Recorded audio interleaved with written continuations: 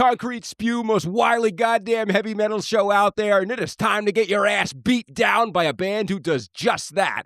Stylized LCTR, but from Richmond, Virginia, Locator. How are you guys? Doing good. How about yourself? Good, not bad. I'm like, really grateful to be here with you guys, Do you guys want to introduce yourselves? I'm Travis. I do vocals. I'm Ethan. I play drums. All right. Let me ask you this. Is Funeral Lust just like the ultimate beatdown opener, just beatdown song? I like to think it is. It's still our opener in our set. Like, it's just a really great song. It had a couple people put on their top list last year's songs and everything. So I think it just serves that purpose.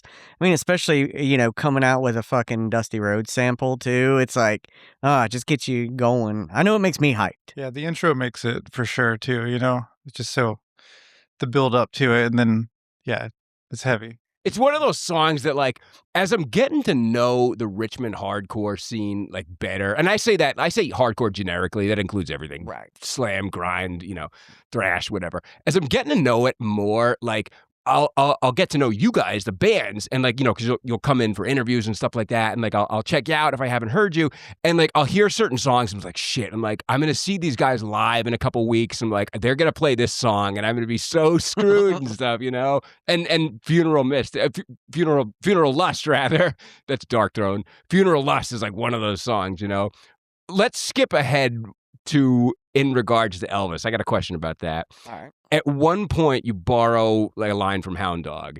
You ain't nothing but a. Is the next word bitch? Yes, it is. Yeah. So the song is all about just how like people that we used to idolize and everything turn out to be the worst people possible. That like a lot of the people you look up to, whether it be like Elvis, Robert Plant, people like that, you look back into their history, they have very dubious things. Robert Plant, Led Zeppelin, they had numerous allegations of, child molestation, other stuff, young girls, everything like that. So it's kind of like how, be careful about who you hold as an idol, because it may turn out that person isn't as golden as you think.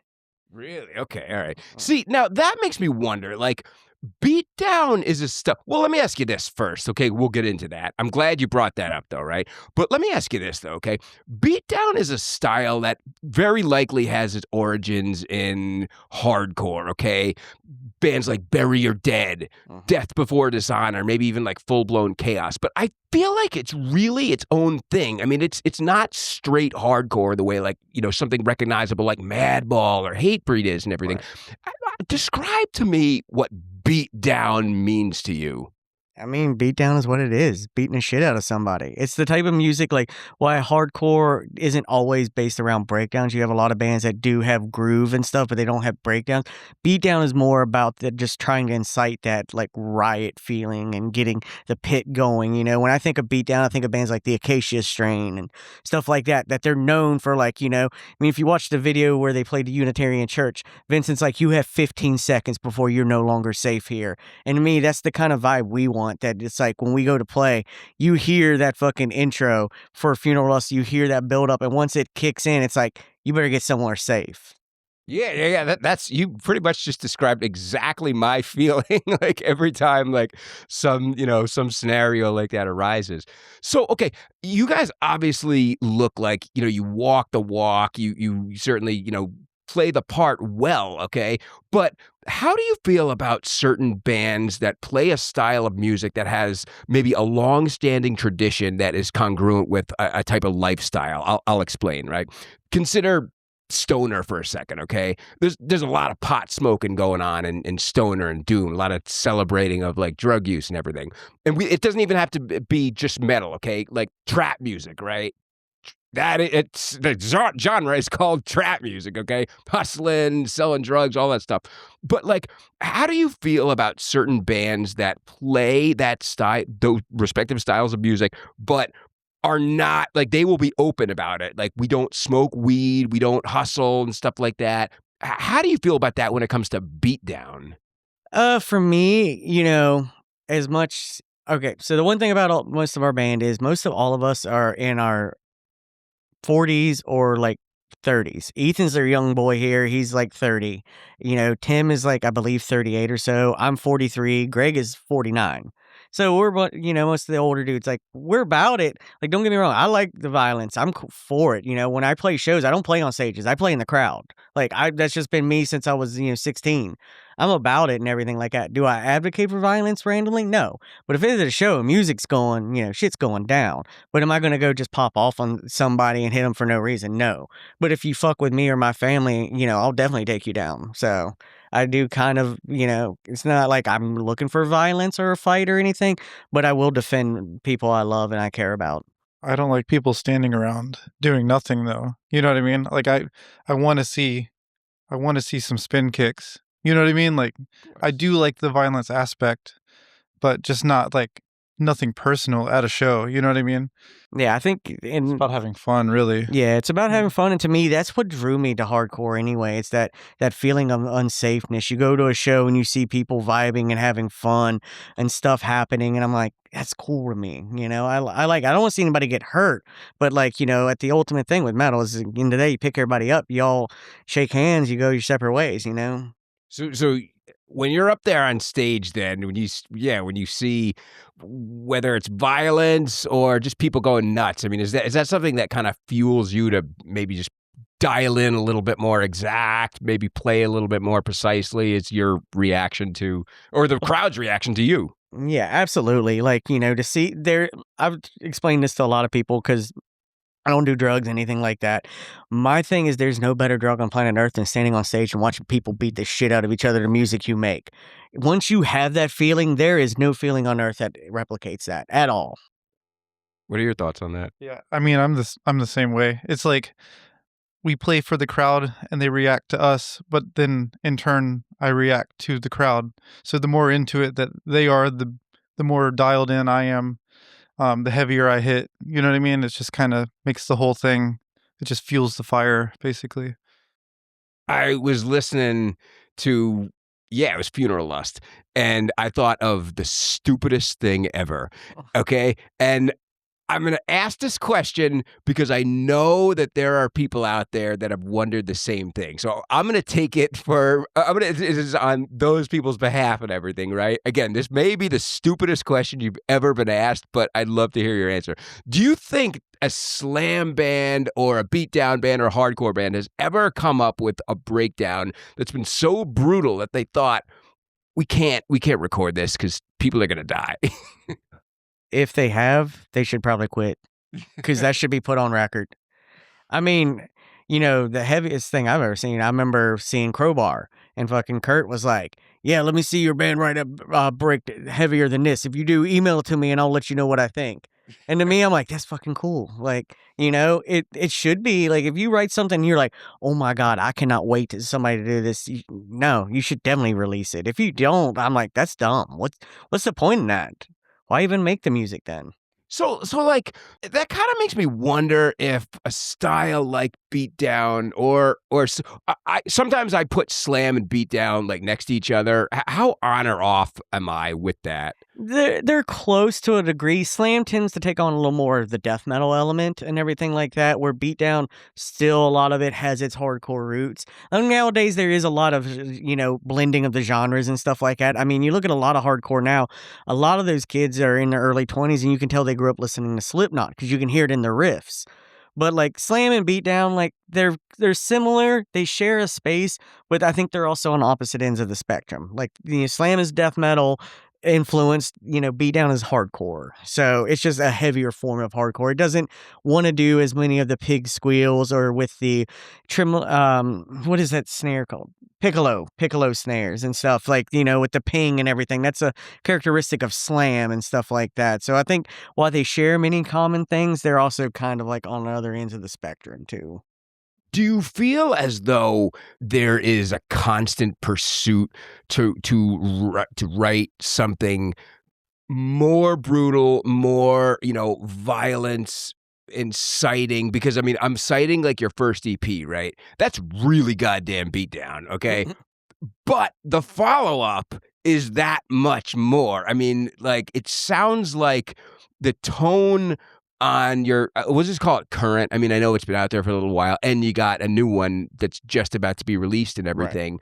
But like, it sounds like I was trying to put myself in like your heads when it came time to write that EP, because the first one sounds awesome. It sounds perfect in my opinion, right? But then the most recent one is just that much colder and more raw and everything. Are you guys constantly striving to just write, that which incites more violence? Well, so there was a change in personnel between those two albums.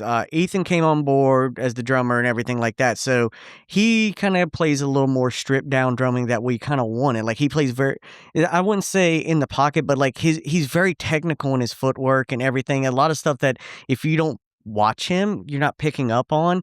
And I think that's kind of what drove us to like make the music like that much more violent and everything like that. Like the most of that EP was written in 2 practices. We wrote 2 songs in one practice and the other song in another practice.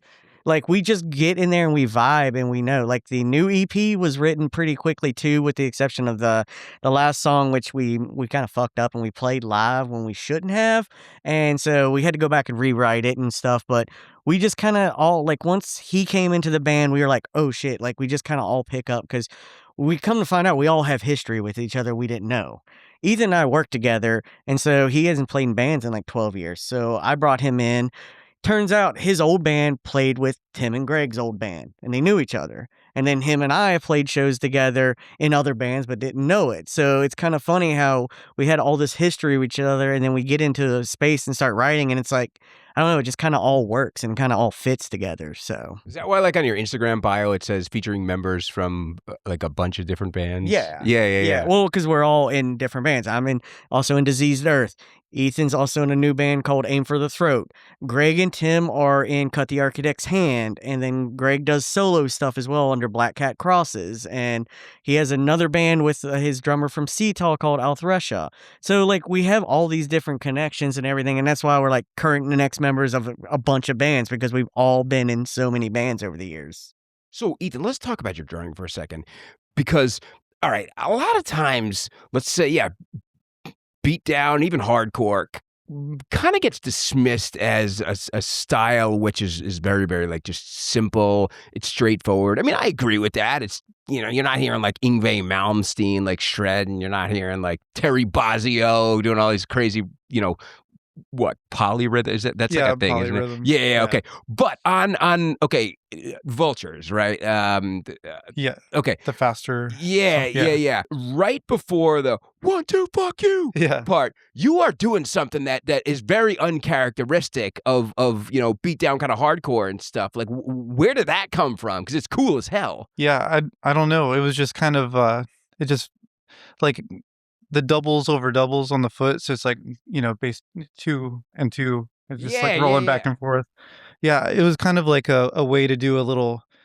I think it wasn't supposed to be as long as it was, but they all liked it. You know what I mean? It was just gonna be a little fill, and they're like, "No, that's cool. Just do that." You know what I mean? Yeah. It's kind of like a 2-step fill. Okay. It's one of the more technical things on the album. That, and then on Funeral Lust, the weird little ride cymbal polyrhythm thing that I do.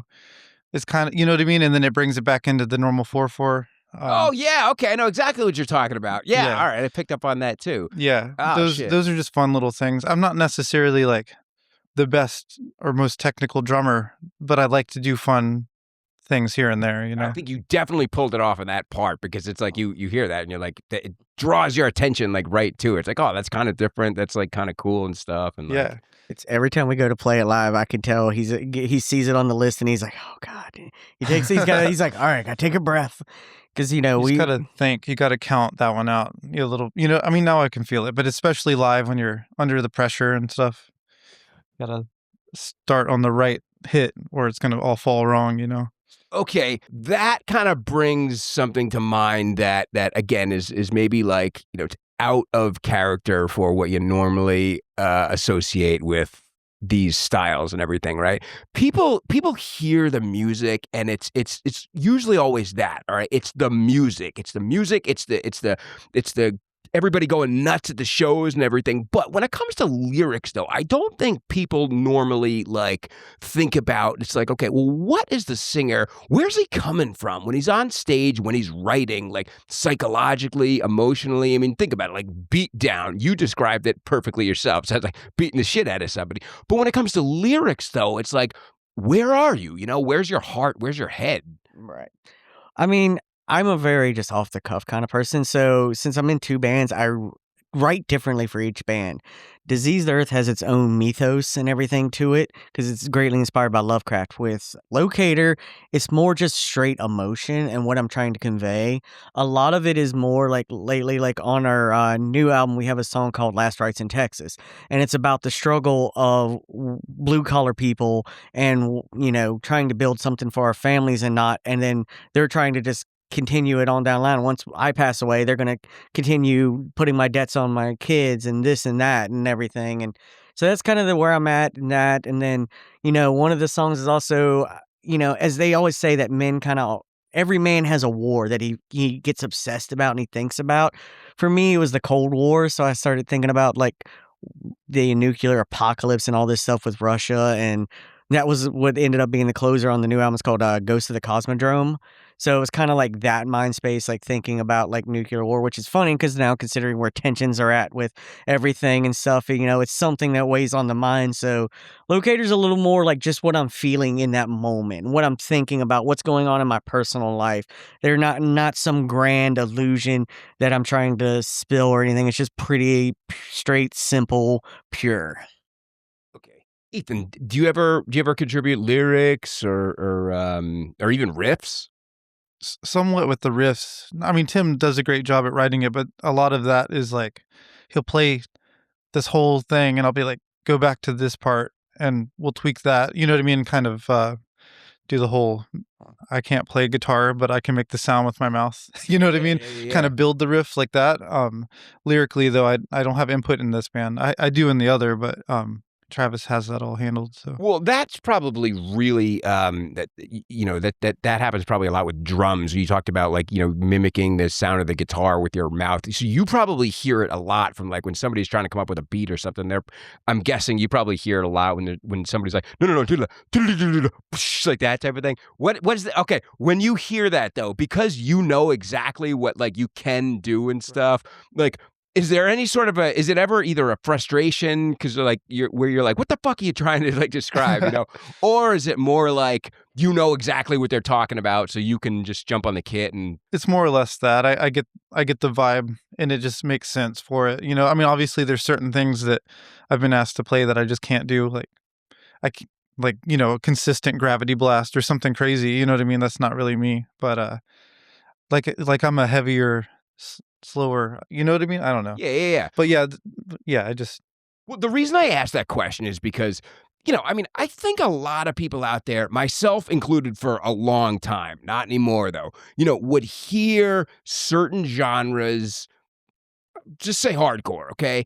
And think about it and like, it's like, all right, hardcore is much less technical than tech grind, okay? Or technical death metal, or, you know, progressive, you know, prog, something like that, right? But as I'm, you know, as I'm going along, I'm learning that like, there still is a big level of musicianship that goes into the songwriting and the execution and stuff, you know, and you're kind of helping to, you know, bring that more to life and stuff. You know, you just described like, so I guess what I'm wondering is this is like, how do you ever stop yourself from getting too technical, or do you desire to get more technical or something, or where are you guys with that?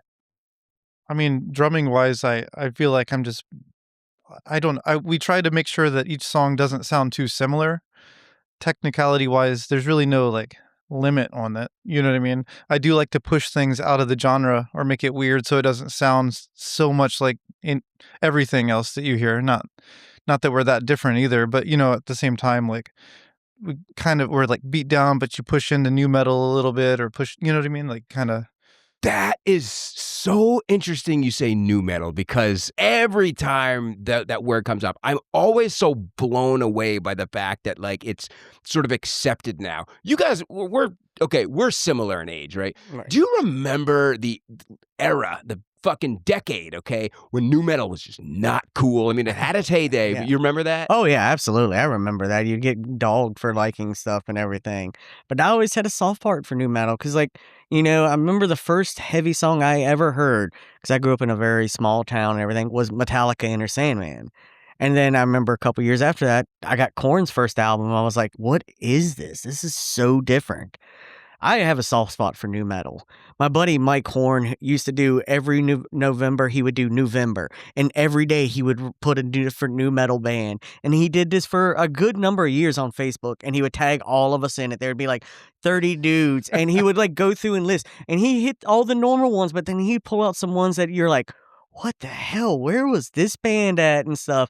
But yeah, I kind of like the fact that it has come around again. You hear a lot more people like being like, all right, cool, new metal's cool. Let's fucking play it. I mean, Limp Bizkit's back. The world is healing. Like, yeah, I'm cool with it. I can imagine some people like would get tagged, like, and being connected to like so it was like a Facebook post or Yeah. something with, okay, and then so he would tag certain people and then upload like a who's like a Cold Chamber song or something like that. Yeah. I can imagine some people out there being tagged, but hey, fuck you, like don't. I could think of one dude personally, and it was just a goal of him to like piss him off. It was our buddy Danny, and it was just to see if we could piss him off. But he would always he made these long elaborate posts. Like this dude would he loved new metal, and he did it for a number of years. But then I was sad when he was like, yeah, I can't do November anymore. He's like, it's done. I'm like, damn, there's no. I wonder if he'll bring it back, since like there are now bands that are kind of playing new metal. But I don't know. I don't know if it would be the same. Like, it's cool to hear all this new metal influence, but I don't know if it's going to be as organic as a movement as it was back then, because it was such a new thing. You got to think, coming out of the grunge era and hair metal era and stuff, and like it was this new sound that was just such a like organic and awesome thing that existed. I'm glad all these younger kids are discovering it. We have this talk all the time because we both tattoo for a living, so we work in the same shop, and so we like deal with youngsters all the time, and they'll come in and they're wearing Starter or Thrasher and stuff like that. I'm like, that's the shit you used to get at Walmart and you'd get made fun of for doing it. Like, Yeah, Champion right. used to be a Kmart brand, and it's so crazy to me to see. And then the girls are getting tramp stamps again, and people are, and like all this stuff is coming back around, and I'm like, okay, this is awesome. I'm like, need my Jinkos back. Where my Jinkos coming back in, my wallet chain and all this other stuff. It's just crazy to me. But time is cylindrical. Everything comes back around. So Is there any bit of a new metal influence on the upcoming EP? There's a little bit. I mean, not like straight out a new metal part, but there's always a riff or two. There's definitely some bouncy parts. It's funny, our songs kind of have a formula, even though they don't. Like, you have Funeral, Lust, and then Elvis and Vultures, and then on a new album you have Last Rites in Texas, and then what is the second song? Oh god, I can't remember the title. Fuck. I wrote it too. I can't even remember, but it kind of follows the same formula as like Elvis does too, and everything very similar. And the closers are different though. Committee of Vultures is a very different closer than Cosmodrome. So like they're in, but there's definitely a little bit like we're not gonna sit there and be like, if Tim plays a new metal riff, we're gonna be like not play that. Like, kind of my job when it comes to writing is I am the conductor of chaos. They sit there and they write, and I'm like, okay, cool, hold on. What is that riff? Okay, that riff, and I'll write down what it sounds like to me. It may end up just saying buzzsaw, but to me, that's what it sounds like. And so I'm like, how many times you already done that? Okay, this many times. And then I'm trying to keep track of what they're doing and everything. And sometimes it is very chaotic, but we usually make it work. It sounds to me like, I mean, was it always like that, or has that become more of like? That's definitely since Ethan joined the band, because there's a lot more writing. Before, it was like the stuff would be written and it would be shown to people, and that was it. But like now, like while Tim may have some riffs, a lot of times we just kind of jam stuff out and see. Like, a lot of our songs are based like maybe Tim will come in with a riff or two, and then we'll do something, and then Ethan might be like, "Hey, do this, and then I'm gonna do this, and then it's like, okay, cool, and then we kind of build it from there, and then Greg, our bass player, will come in and he'll be like, no, don't do that. What if you do it here, slide it to the fifth or this, So we all have input. It's a very collaborative effort. Like, we do try to jam and try to get stuff going. The problem is sometimes we jam way too long, and then we're like, oh, what was that part we played 8 measures ago that we liked? You forget the riff that you like the most, and then Tim's like, I don't even know what I did. So we started recording a lot of the practice too, so we could go back to it.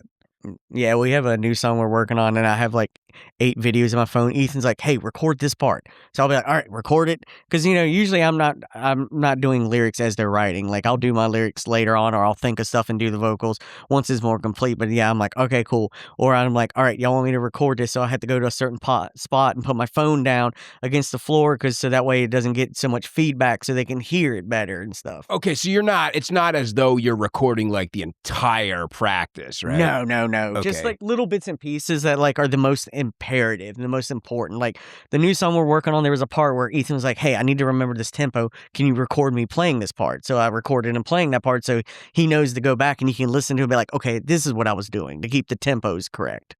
It sounds to me like the musicianship and their songwriting is getting a little bit more serious. I mean, would you agree? Yeah, definitely. I mean, we try to push better and harder each time that we write a new song. Writing is one of my favorite things, though. Really, I like to create, new stuff that try to push the boundaries, at least for myself, not for what's out there, but personally what I've played before.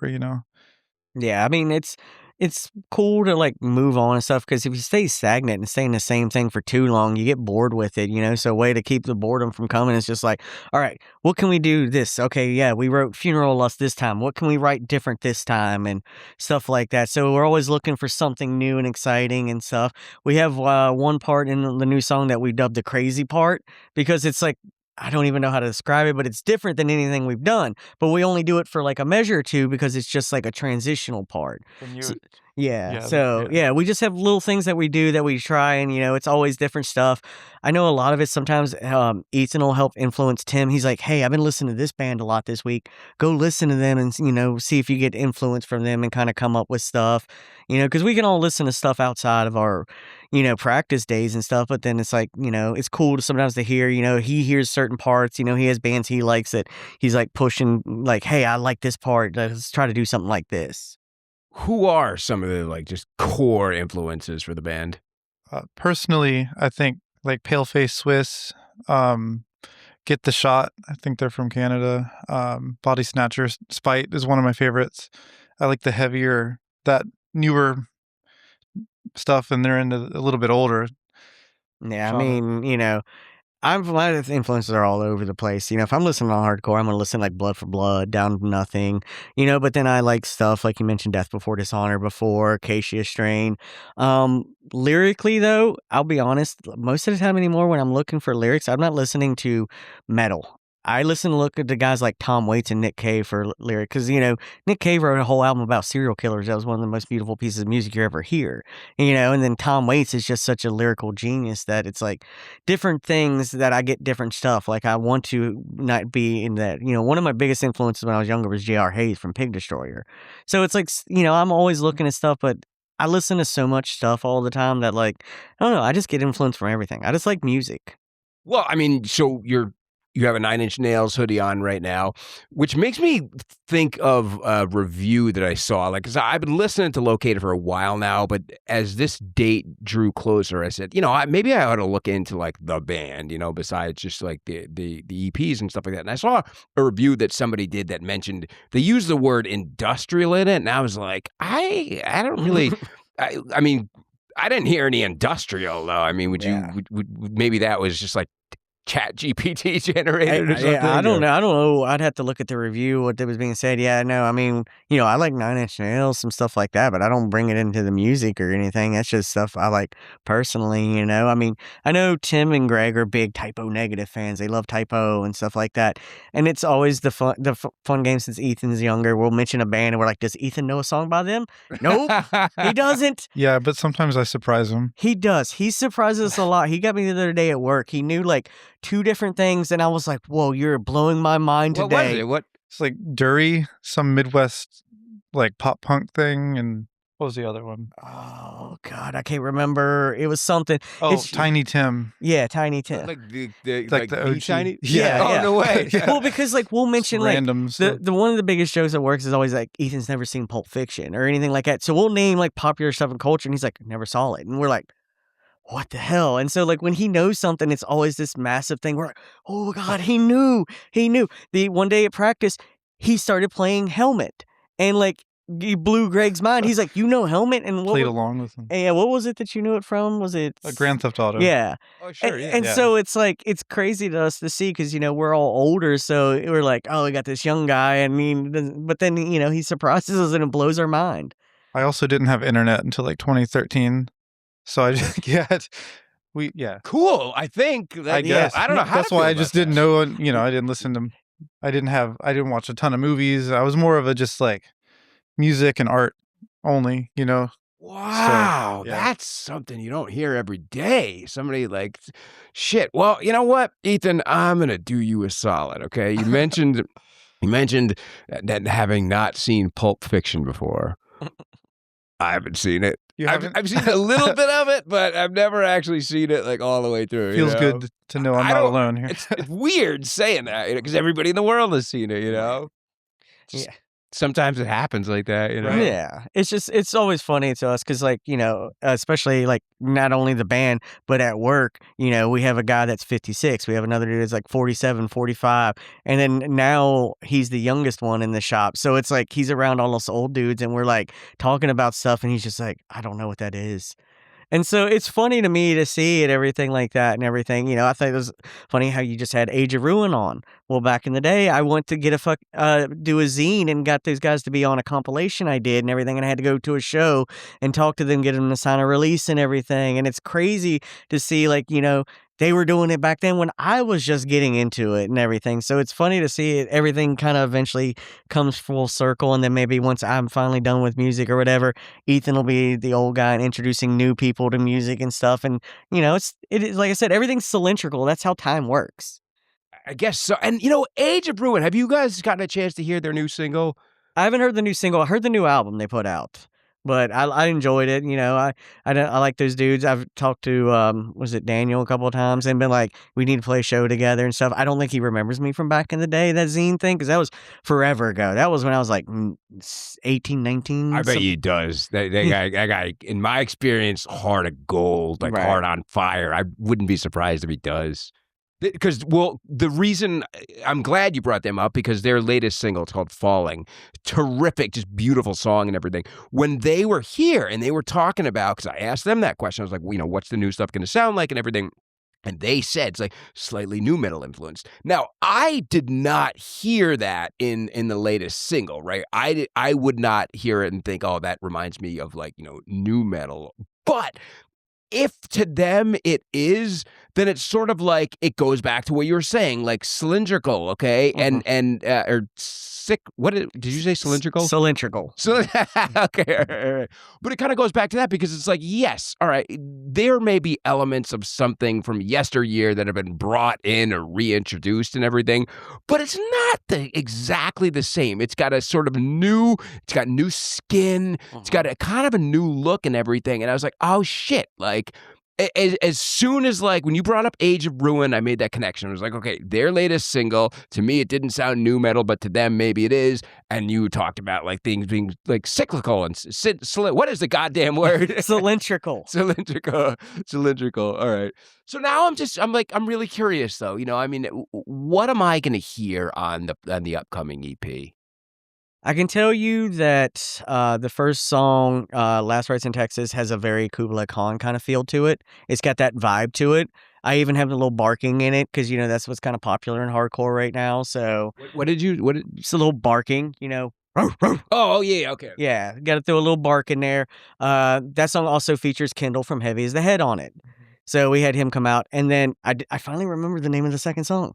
Finally remembered it. It's Wolves in the Kingdom of Sheep. Yeah. So that song very kind of follows the same formula almost as Elvis did and everything.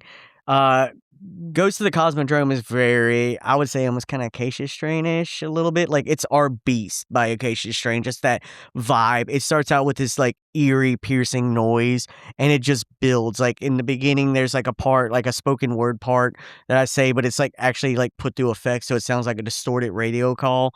And it's a calling back to the line from the Bible that, the world will not end with a bang, but a whimper. I say the opposite. I say the world will not end with a whimper, but it will end with a bang. And so that's kind of how the song starts. And it's this big building sensation to where it gets to the last breakdown. And we actually have a sample, and it comes in with a shotgun blast. And you hear the That's so awesome. And so, it kind of builds to that. It's the building of the pressure. And the album ends with a quote actually from Chernobyl, the show. And so it talks about how, the reactor broke and it's going to spread its poison for weeks and months and everything's going to die. And so that's kind of like, it builds that crescendo of the album. It kind of builds and builds and builds. And then that's the end. Is it a long song? I don't know. It was like 3 or 4 minutes, maybe. It's the longest one on. Yeah, it's the longest album, one but on it's there for us. not But super long. yeah, it's not like 7 minutes or anything. We're not going to write that. Our whole goal is like, we know with like Beatdown, you don't want long songs. You especially with that type of energy, like 3 minutes, that's about tops. So I think it's so cool that Kendall is guesting on it because Heavy as the Head doesn't sound like Locator.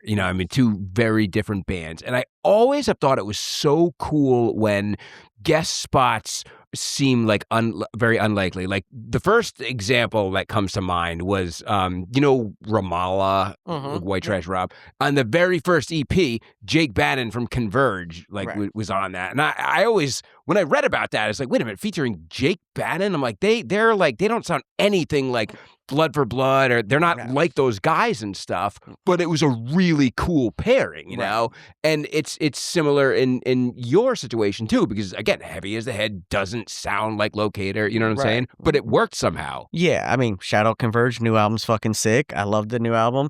But yeah, it was actually when we were discussing doing guest vocals, Ethan was the one who brought up Kendall, and Kendall has a history with Tim and Greg. They used to be in a band called American Dream, which played with Ethan's old band, Fat Kid Wins Cake. So it's kind of like there is history with all of this, but Kendall was cool because he does like the more normal, just shouted vocals, and we were like talking about different people. We also thought about my buddy Eric Pierce, who plays in the band Bad Terms, but his voice is kind of like mine. So we were like, we need something to make this stand out.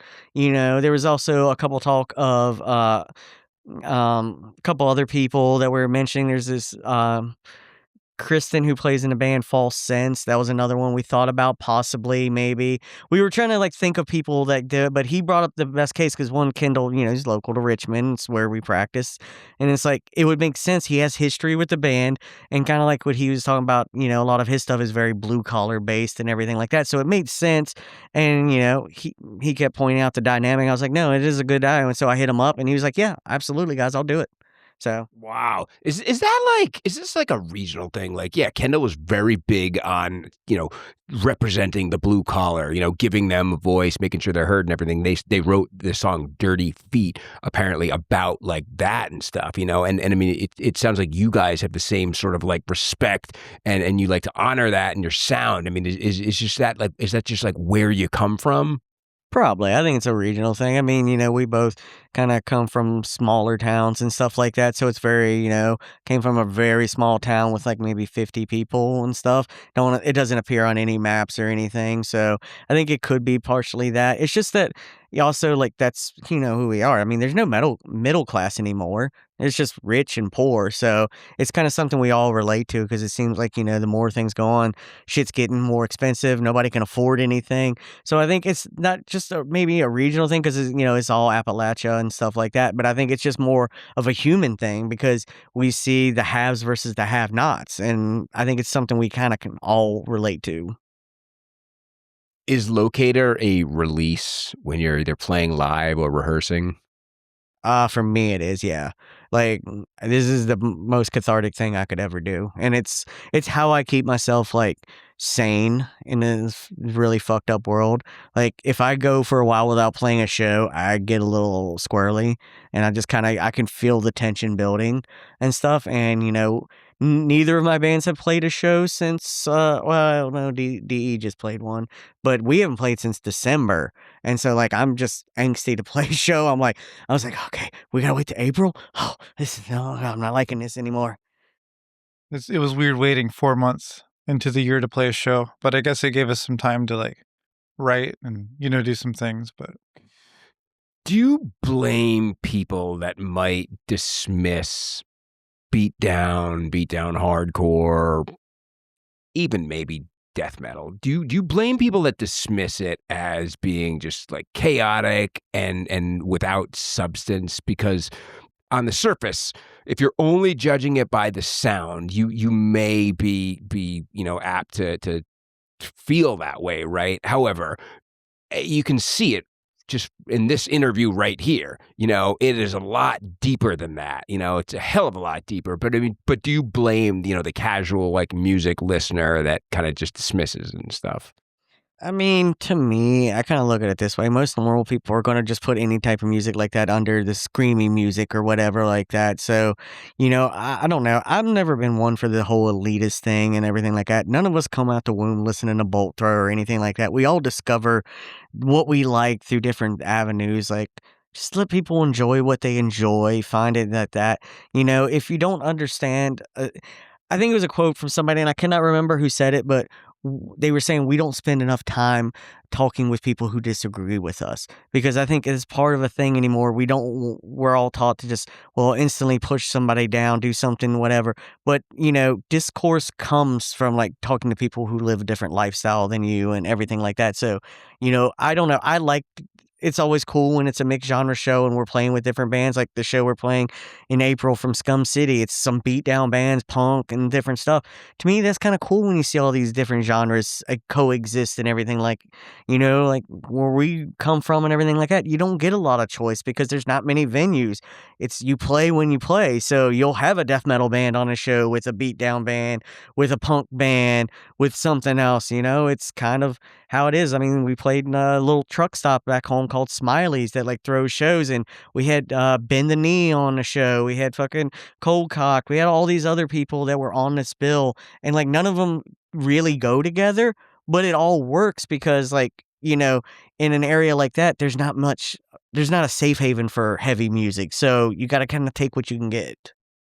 All right. Well, let me ask you this then. With that said, what about somebody like me, right? Who before I get to meet the bands, I might hear the sound and I might know the style and think like, all right, I gotta be like, all right, today's a great example. Okay. You guys, I was late. All right. I was late 45 minutes, whatever it was. Then you had to wait around for me to set up and stuff like that. So I'm thinking on the way there, I'm like, oh shit. I'm like, fuck. I'm like, I'm late. These guys are in a beatdown band. Like, I don't know how it's gonna fare for me when I show up. I better be damn good to them when we're sitting down and stuff like that. But it's like, do you fault somebody for maybe being ignorant beforehand, before they get to know you and stuff like that? If they're only judging you by your sound and your shows and stuff, I mean, they may fear you a little bit. No, Right. excuse me. They may fear you a little bit and everything. I mean, how are you with that? Do you fault those people for feeling that way? Not really. I mean, most of the time nowadays, this isn't like the 90s and stuff like that. We aren't cold as life. We're not going to stab you and stuff like that. Like, most of the hardcore dudes and stuff are like, they're chill people. A lot of us were nerds. We grew up being nerdy and stuff like that.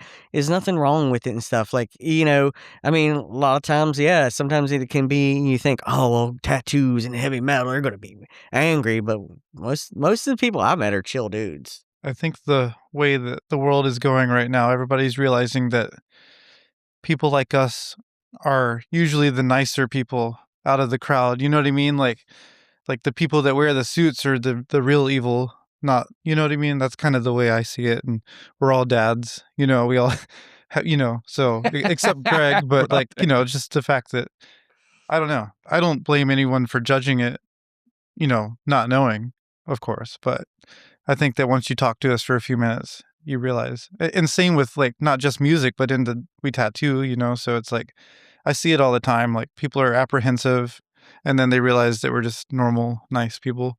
Yeah, I mean, you definitely see it. I mean, I can, there's people come in. I had a guy came in. He was covered in like head tattoos and everything. And you have to worry. You're like, oh no, because is it going to be something racist? Or are you going to be? And a lot of times they end up being the chillest people ever. And so, I think like a lot of times, I get it. We are a species that is very appearance based. We're visual creatures. So I get it. But I think we also need to learn to open our minds a little bit more and be like, okay, yeah, these guys kind of look a little scary, but let me talk to them and see how cool they are.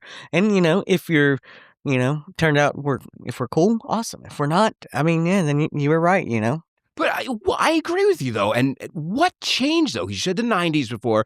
And yeah, I totally agree that back then, there were a lot of fucking, like, man. I mean, I guess nowadays I feel bad saying assholes.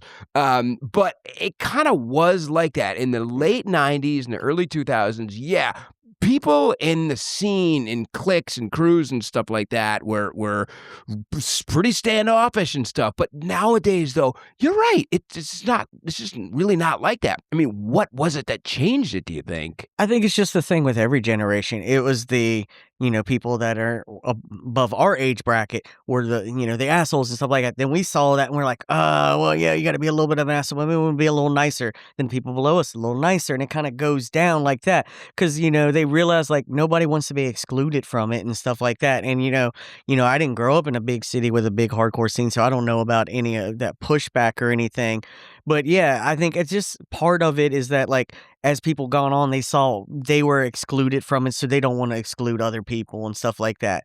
Yeah, I can imagine going to see like somebody like Biohazard in the 90s would have been scary because it'd been bikers and dudes that are going to probably kill you. But, I think as time went on and people, kind of realized like, well, the people below me, they kept pushing me down, so I'm going to try to lift others up. And I think that's kind of where it gets to the point. It's like, as long as you're not coming in with some racist bullshit or anything like that, most of the hardcore scene is about welcoming those who don't have a place. That's what hardcore's always been about. It's always been about being inclusive to the people that want to be a part and contribute and everything like that. So I definitely think that's kind of going. I see the younger generation definitely trying. A lot of people, are coming in and trying to find their identity and find their place. And I think that's great, and hopefully as an old head, I can say to them like, hey, you're welcome here as long as, you don't try to abuse that or anything. I just have to know because you brought up Cold as Life before, and I was kind of shitting on like the 90s and stuff like that. But I met D Quan when he was in Sworn from Cold as Life, but when he was playing with Sworn Enemy at a Hatebreed show in Detroit in early 2002, yeah, and he was cool. Right. He was really cool, and I wasn't sure what to expect and everything, and I think I just approached him. I was like, oh shit, like it's D Quan right there, and he was fucking cool. So yeah. Well, shit, you guys have a practice to get to, I think, because I kept you waiting. Yeah. What are the other guys saying? They're chill. We told them we might be a little bit running behind and stuff. They're like, they're here. We practice at Tim's garage, so he's just sitting in his house doing nothing. So, and Greg lives like 2 minutes away from him, so Greg's like, yeah, let me know when you're close, and then I'll show up. Well, so go ahead. I was just gonna say he just shows up in the middle of practice half the time anyway. So. Yeah. Okay. I saw like one of those like meme things about that recently about. Yeah, it was something like that. It was about like certain members, not every member can do it, but some members can get away with just fucking showing up whenever they please. We can't. We live 2 hours away from everybody. So we drive 2 hours to practice every time we practice and everything. So it's like, it's this whole coordinated effort. Like today we left around 11 a.m., but we were like, we're going to go up, get food, visit a couple shops around here and do stuff like that. So it's like a whole thing. Normally, yeah, we leave at like 3 o'clock every day. We get to practice at 5 and then, we practice for 2 hours and then we drive back.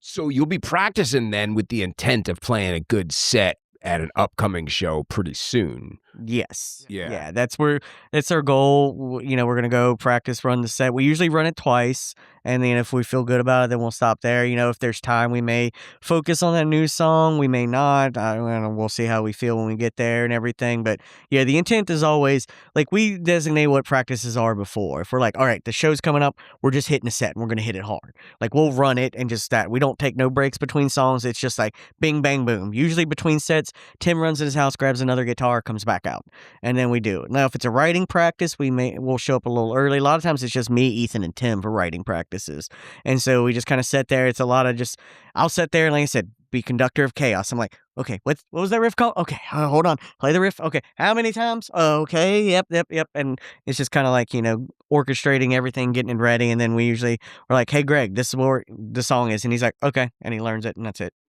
And so that would be then for you got back-to-back shows, 24th and 25th of April, I think, right? April 18th and then April 24th. Oh, okay. So they're like a week away.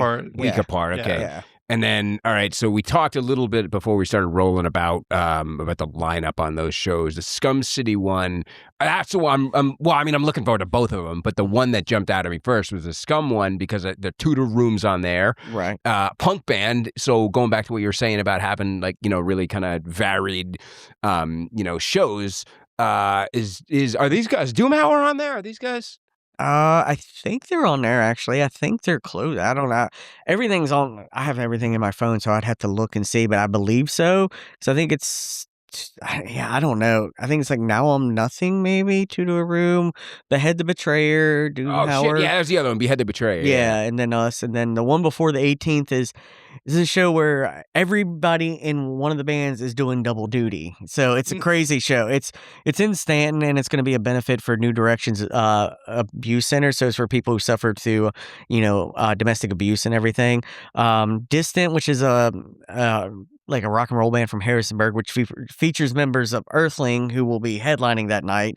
Then we have Locator. Then my other band, Diseased Earth. Then the bassist in Diseased Earth plays in Heemeyer, who's also playing. And then Earthling will be closing out that night. So it's like a night where everybody's, at least one person in one band is doing double duty. Look at that. That is just a giant soup of people that know each other, play in different bands and play different styles and stuff like that. I mean, you guys really are musicians. I mean, is that fair to say? Well, the funny thing is, so the whole reason that Locator even exists is because my old band, Diseased Earth, our original drummer, that was the last one, he moved to California. And so I've known Tim and Greg for 20 plus years. They're friends of mine, and they were like, hey, they had another band. You're like, you want to just come and start another band with us and be the singer and kind of just you do this is like keep you in practice, keep things going. And we're like, yeah, sure, whatever. And Tim he works at Sherman-Williams, and he was like thinking about it. He's like, yeah, the Locator number, because he was looking for paint or something. And then he was like, what if we just made it LCTR? And so, that happened. Drummer left, and we had a show coming up, and I was like, well, hey, Ethan, do you think you could fill in and do this? This man learned our set in two practices. Wow. Learned it and played the show, and we were just so impressed, and like the vibes were like, hey man, do you want to be our drummer? And he was like, yeah, sure. And so, he's been in it for now over a year. So, and then do you attribute your ability to have picked up the music that quickly just to your love of what you do? Yeah, I mean, I started playing drums when I was like 7-ish. So I've been playing for most of my life. And then I had a hiatus for a little while when I had my kids, of course. But yeah, I just love it. And I don't know, I was kind of hesitant because I was like getting back into it. I felt so separated from the scene for a while. But yeah, I mean, I don't know. He asked me to do it, and I was like, I guess I'll do it. I played it, but I played it different. And I think that's what they liked, because I did change a lot of the parts in it. Just because I have a way that I play that is just how I play, and I don't know. Like I could learn it exactly how it was done, but I just felt like it flowed better for me if I changed a few things. So yeah, absolutely. The whole point of Locator from the jump was to be simple, heavy. That's it. Nothing complicated, nothing too crazy. And he came in and played the songs. He's like, I'm playing them different. We're like, okay, cool. And we played them. We're like, dude. And even Greg was like, that's what we wanted from the beginning. And so it was just like a natural fit. God damn. Wow. Well, gentlemen, shit. This goes back to me feeling totally guilty about what the snafu and everything. God, man, I'm so sorry about that.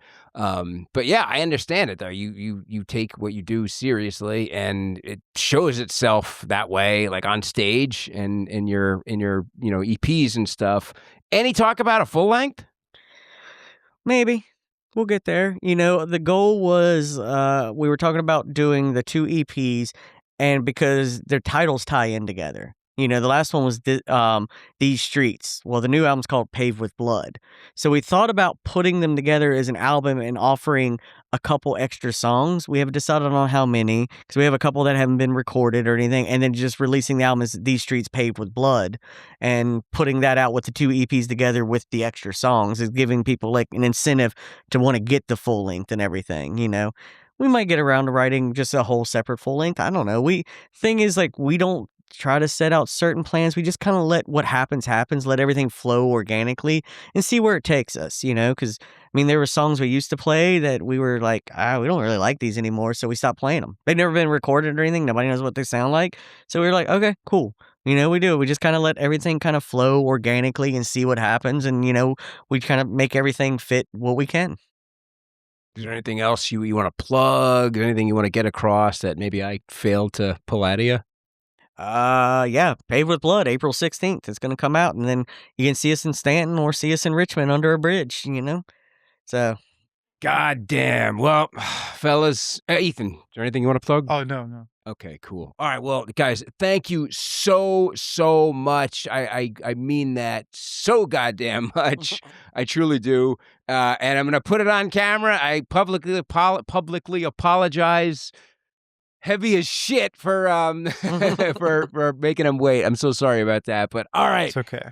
April 16th, the follow-up and couple of shows along the way. And goddamn. So, all right, psychopaths, thanks for watching. Stay wild, and we'll see you somewhere.